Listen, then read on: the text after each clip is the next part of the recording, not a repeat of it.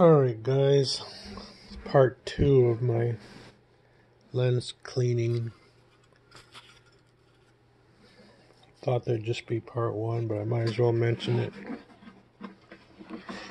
So I took that Windex, soaked it onto these paper towels, and ever so gently rubbed it on the inside of this outer plastic surface here, reaching from inside. So I didn't quite probably make it all the way to the end, so you can probably see some more cloudiness. However, at least the projector zone has a better chance. Looks like the surface is a bit scratched. I have to go back over that with some lens polishing kit. And definitely this area is cloudy on the inside. At least this spot is functional. Oh, what was I gonna say extra?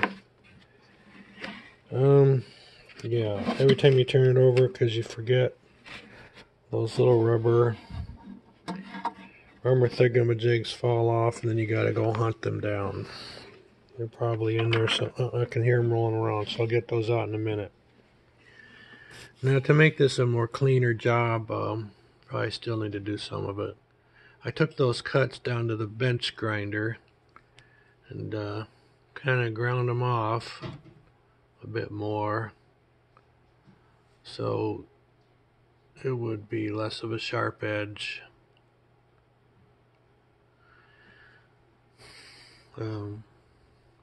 Yeah, so let's dive this back in, see how it goes. So how does it go? So that's the bottom of the, got to put on a new power supply, or ballast as they call it. So it's backwards from what you would initially think, so that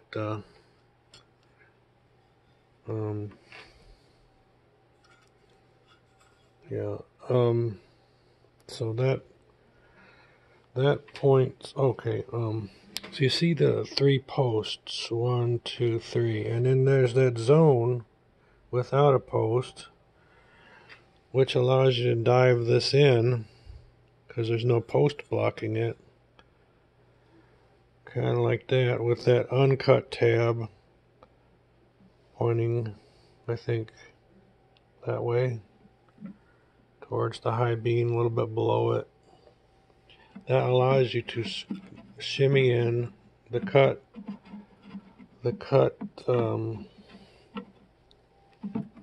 maybe dive that one in first, I think.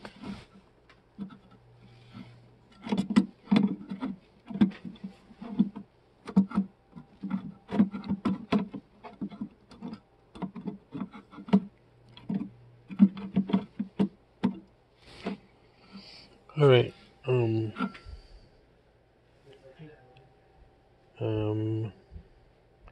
So I guess I've got it backwards. So we're going to turn.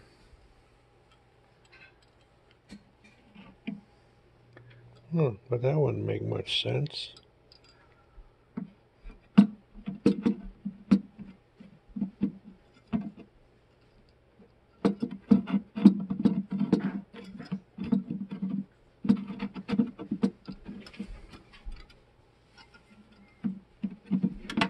Well, I guess it did the trick. So the third post that's missing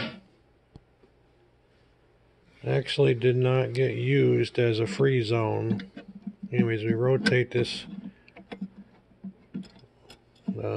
Okay, so there's defying logic. The blanked out portion is pointing downwards towards the bottom.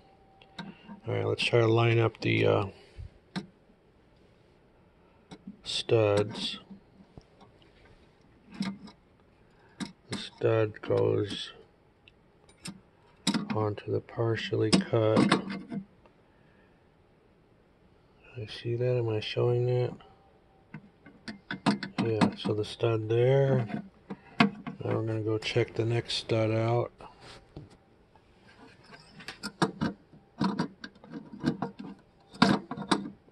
Oh yeah, whenever you're cutting, the tin snips are that angle grinder. You want to maybe stuff a moist paper towel around there and also angle it such that the gravity would pull that stuff away from falling inside. That'd be something that may be hard to clean out metal shavings, would scratch the. Alright, so there you go, that went on. And I have to actually take this back apart to put those rubber cushions onto the shaft. So I guess to finish up the job, you'd have to fish out the HID high voltage cable to get it in position. And what else? Oh, adjust your headlight angling things, maybe once you got it on the car, or just since you know you moved them to make the thing go towards the external lens, you might want to turn it to bring it back some. Alright, I won't keep you any longer. Part 2 of functional job. Get this to not blind people. Also throw your beams farther. See how it goes. That might be part 3, huh? See how it looks. Okay, thanks for watching.